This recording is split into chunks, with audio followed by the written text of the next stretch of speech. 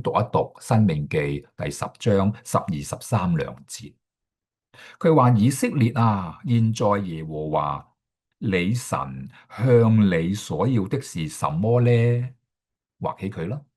喺呢句嘅旁邊，請你寫低彌迦書第6章第8節啦。摩西五經已經講咗，但係裏邊要求係乜嘢啊？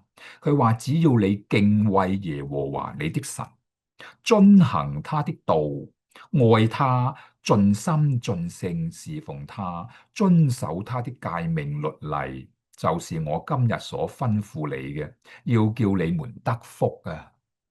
嗱，弟兄姊妹，原來神叫我哋去守佢嘅誡命，目的唔係叫佢有乜好處，嗱係為我哋得福。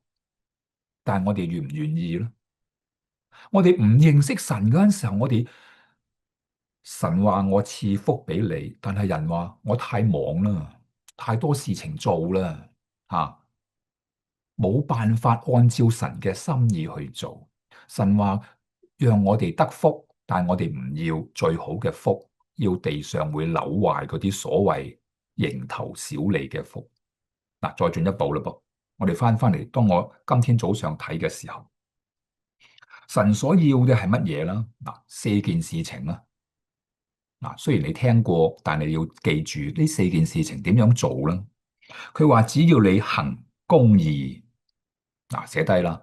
行公義係喺你社會當中，要從上到下，從社會嘅領導、首領、君王開始。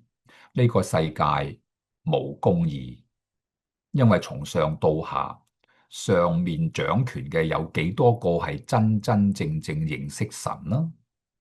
嗱，但係首先從我哋開始啦，行公義喺你日常嘅生活圈子裏邊，為到在上掌權嘅禱告。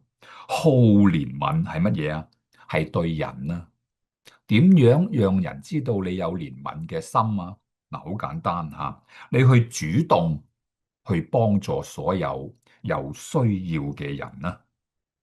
你唔認識嘅人，你主動去幫啦。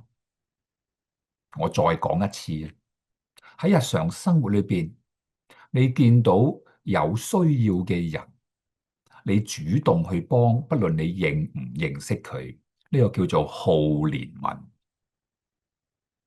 全謙卑嘅心，呢個係對自己。嗱，人最敗壞嘅問題就係驕